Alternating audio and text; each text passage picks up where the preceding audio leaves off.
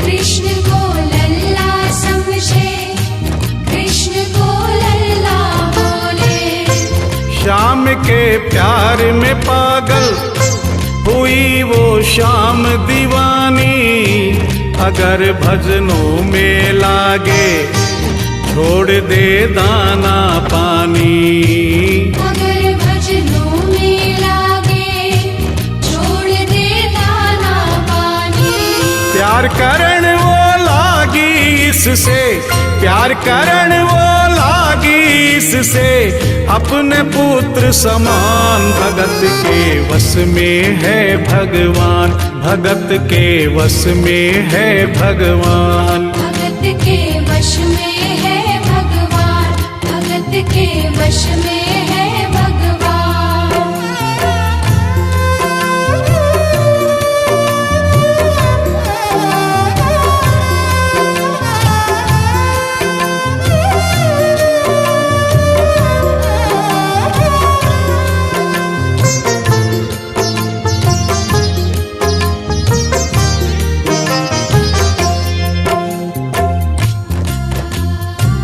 दिल्ली की रहने वाली थी, दिल्ली में ही शादी हुई, ससुराल आ गई, किंतु वृंदावन जाना नहीं छोड़ा। बच्चे हो गए, बच्चे बड़े होने के बाद बच्चों की भी शादी हो गई, परंतु वृंदावन जाना नहीं छोड़ा। लेकिन जब बुढ़ापा आ गया, चलने फिरने में असमर्थ हो गई, तो आखिरी बार वृंदावन गई और वहां से अपने लला की मूर्ति ले आई। वो अपने कृष्ण लला को कलेजे लगा कर रखे, हमेशा सजा कर रखे, कलाड लड़ा कर रखे। हमेशा सजा कर रखे, लाड लड़ा कर रखे। वो दिन में भाग के देखे, रात में जाग के देखे, कभी अपने कमरे से शाम को झांक के देखे। कभी अपने कमरे से शाम को झांक के देखे। अपनी जान से ज्यादा रखती, अपनी जान से ज्यादा रखती, अपने लला का ध्यान। भगत के वश में है भगवान, भगत के वश में है भगवान। भगत के वश में है भगवान, भगत के वश में है भगवान।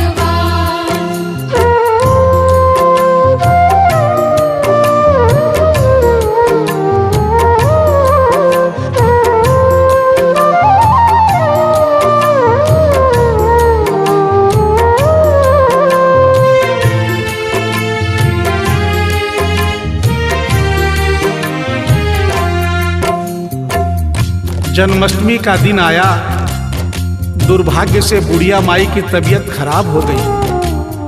अपने बेटे बहू से बोली, बेटा मेरे लला को दूध से स्नान करा दो, माखन मिश्री का भोग लगा दो, एवं चंदन खिसकर चंदन का लेप लगा दो। और आज इसका जन्मदिन है, इसके कपड़े भी बदल दो। एक साथ इतना सारा काम बेटे बहू को झंझट से लगने लगे, किंतु माँ की तबीयत खराब देख के बेमन से काम में लग गए।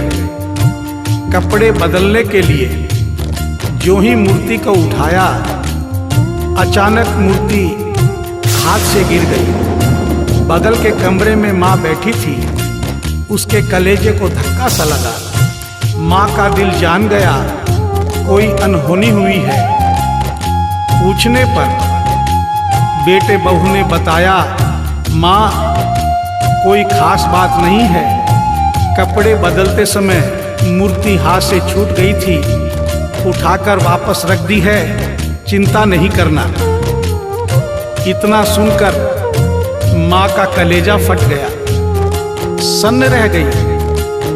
बोली, बेटा तू कहता है कोई खास बात नहीं है, मेरा छोटा सा लल्ला इतनी ऊपर से गिरा, पता नहीं कहाँ कहाँ चोटाई होगी, पता नहीं मेरा लल्ला सही सलामत है या नहीं।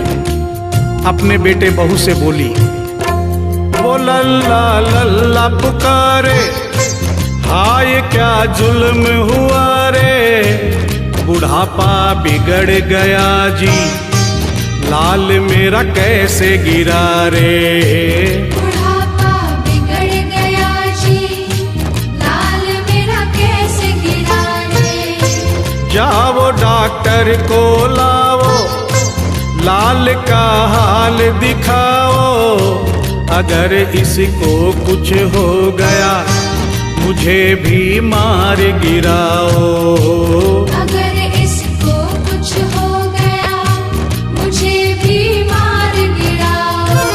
रोते रोते पागल हो गई, रोते रोते पागल हो गई, घर वाले परेशान, भगत के वश में है भगवान, भगत के वश में है भगवान। भगत के वश में है भगवान, भगत के वश में है भगवान।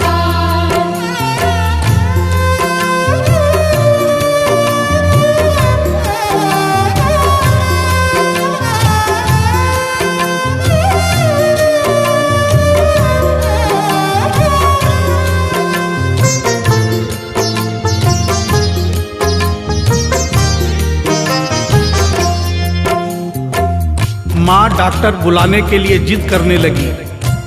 बेटे बहू ने लाख समझाया पर माँ नहीं मानी। बेटा जोर से बोला, माँ तू पागल हो गई है, एक मूर्ति के लिए डॉक्टर बुला रही है। पड़ोसी देखेंगे डॉक्टर को और ये सारा किस्सा सुनेंगे तो हंसेंगे और कहेंगे माँ तो पागल है ही, बेटे बहू भी पागल है।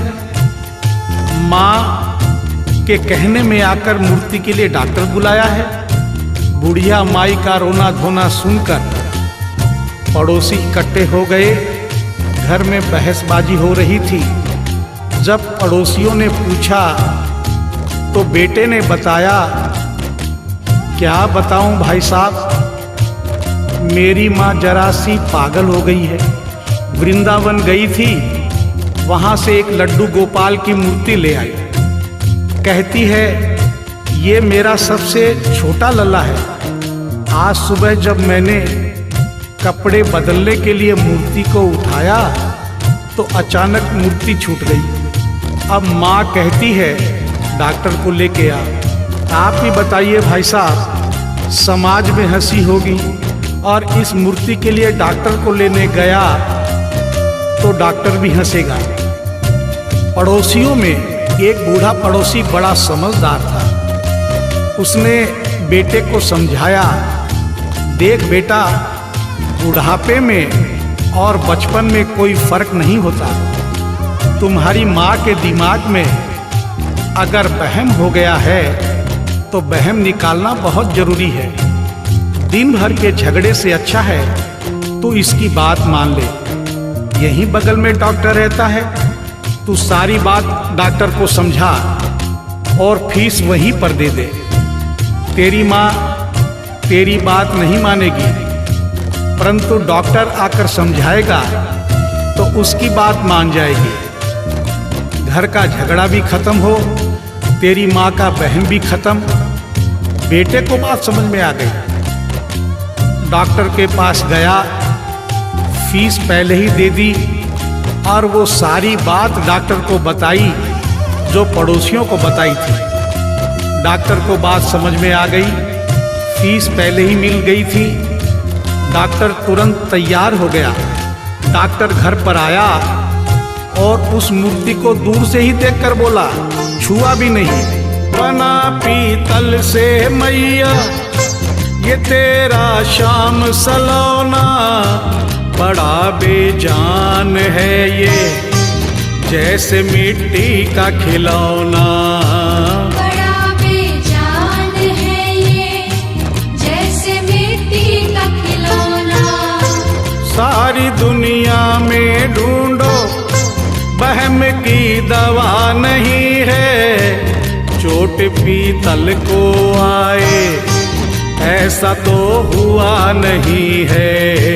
चोट पीतल को आए ऐसा तो हुआ नहीं है। केवल तेरी ममता है ये, केवल तेरी ममता है ये। मूर्ति है बेजान, भगत के वश में है भगवान, भगत के वश में है भगवान। भगत के वश में है भगवान, भगत के वश में है भगवान।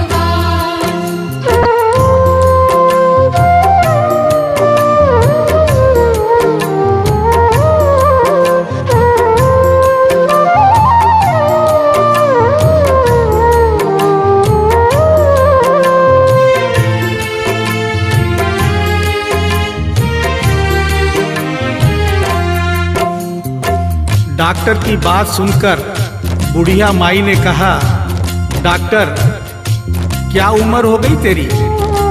डॉक्टर सुनकर हक्का बक्का हो गया, बोला माई 65 साल।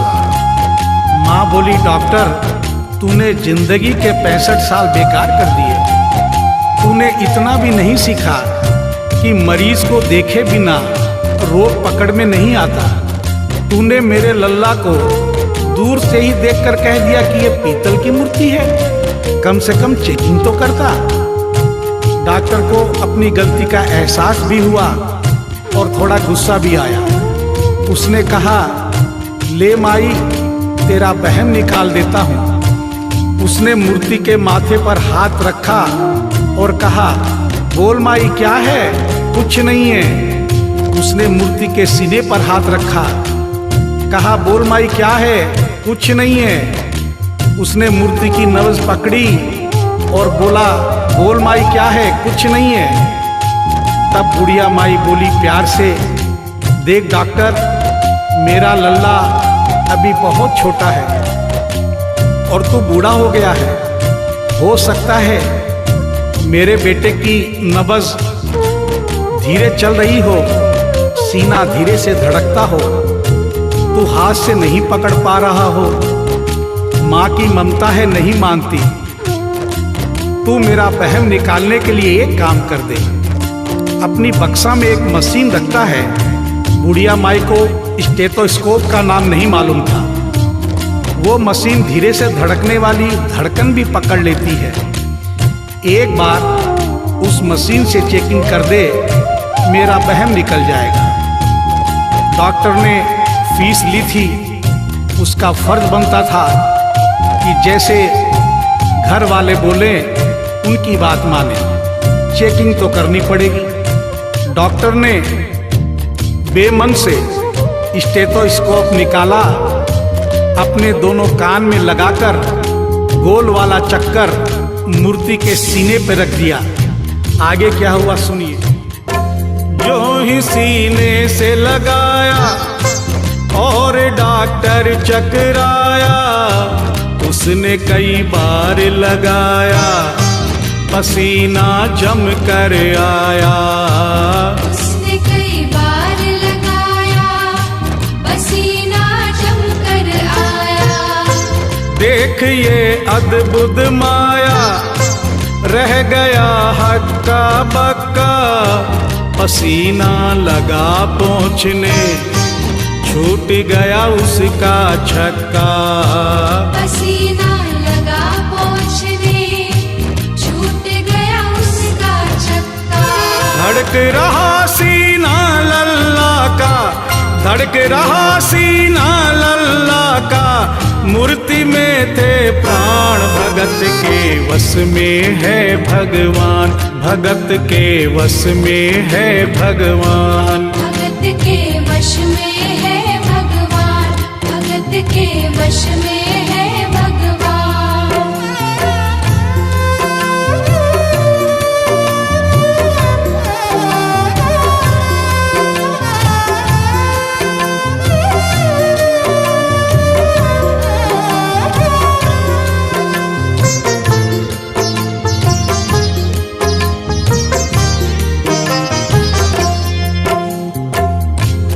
मूर्ति का सीना धड़क रहा था।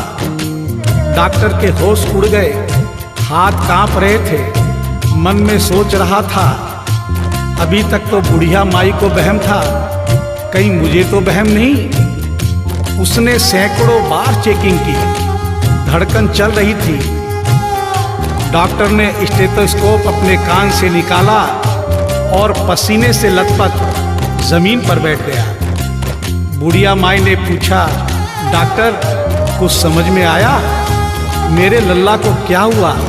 अब तो ठीक है? डॉक्टर ने बड़ी हिम्मत बटोर कर कहा, मैया मैं डॉक्टर हूँ, नब्ज देखकर सारी बीमारी पकड़ लेता हूँ। मैया मुझे सारा माजरा समझ में आ गया है। जो कन्हैया के दिल की धड़कन सुन ले उसकी आत्मा में तो ज्ञान हो ही जाता है। डॉक्टर को भी ज्ञान हो गया था। माँ तू ये मत सोचना कि मूर्ति तेरे बेटे बहू के हाथ से गिर गई। बेटे बहू को दोष मत देना, उन्हें नहीं डांटना। माँ तेरा लल्ला कैसे गिरा ये डॉक्टर जान गया है। मेरी बक्सा में ऐसी कोई दवाई नहीं जो तेरे लल्ला के लिए बनी हो। डॉक्टर को आत्मा में ज्ञान होने से उसने बड़ी भक्तिपूर्ण और भावनापूर्ण बात माँ को बताई कि माँ इसकी एक ही दवाई है जो किसी डॉक्टर के पास नहीं, माँ वो सिर्फ तेरे पास है। माँ से मिलने की खातिर ये लल्ला मचल गया था, तुम्हारी गोद में आने जरा सा उछल गया था। तुम्हारी गोद में आने जरा सा उछल गया था। तू इसको गोद में ले ले, लाल मुस्काने लगेगा। गोद में खुद भी नाचे, तुम्हें भी नचाने लगेगा। गोद में खुद भी नाचे, तुम्हें भी नचाने लगेगा। कस के पकड़ियो लल्ला तेरा, कस के पकड़ियो लल्ला तेरा, थोड़ा सा शैतान भगत के वश में है भगवान, भगत के वश में है भगवान। भगत के वश में है भगवान, भगत के वश में है भगवान।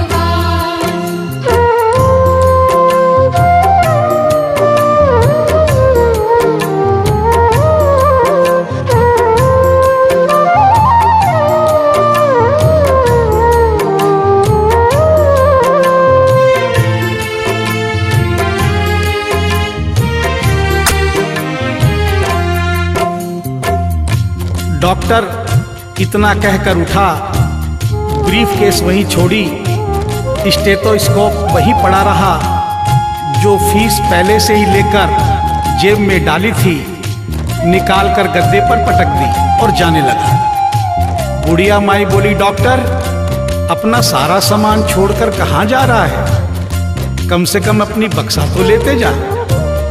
डॉक्टर पलट कर बोला, माई अब इस सामान की मुझको जरूरत नहीं पड़ेगी, अब ये मेरे लिए बेकार है। और डॉक्टर आंख में आंसू भरकर बोला, देख तेरे लाल की माया, बड़ा घबरा रहा हूँ। जहाँ से तू लल्ला लाई वहीं पे जा रहा हूँ। जहाँ से तू लल्ला लाई वहीं पे जा रहा हूँ। बुलाकर तुमने मुझको बड़ा एहसान किया है, आज से सारा जीवन उसी के नाम किया है।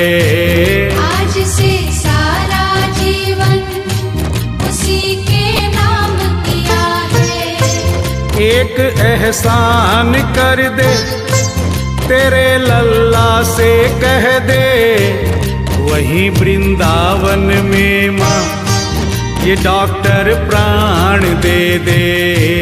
वहीं वृंदावन में माँ ये डॉक्टर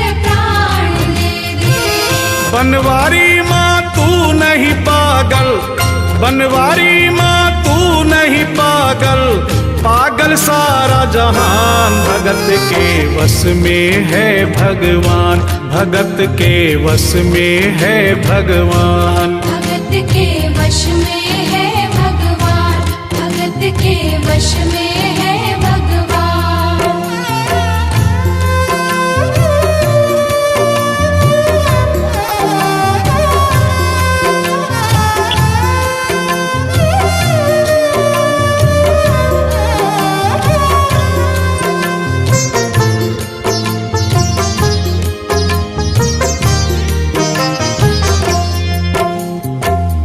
और इस करिश्मे को सुनकर इस सच्चाई को स्वीकार करना पड़ेगा कि